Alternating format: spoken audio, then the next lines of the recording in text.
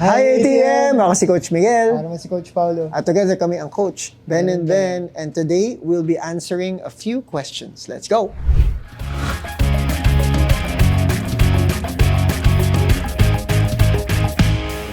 I'm most excited about meeting the kids.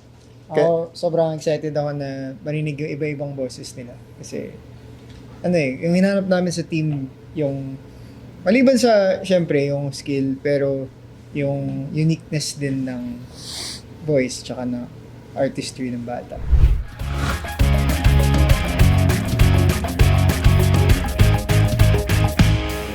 Siyempre po, natural, magka-clash yung decision namin sa ibang coach. Pero, Sa amin, Sa amin. sana hindi kami mag-clash. pero feeling ko magka-clash din kami. Kaya, Tingnan natin. tingnan natin yung drama nun.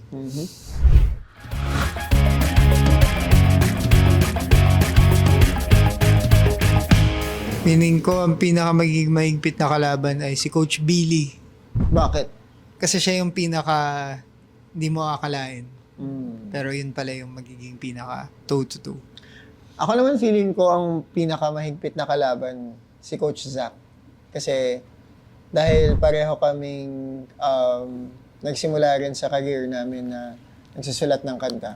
Feeling ko same, hindi naman same, pero like more or less similar kami ng hahanapin. Hey ATM! This is Coach Miguel. This is Coach Paulo. Together kami ang Coach, Ben Ben and and Ben, at ini-invite namin kayong manood ng The Voice Kids. Grabe guys, mag-enjoy kayo for sure kasi sobrang nag-enjoy kami.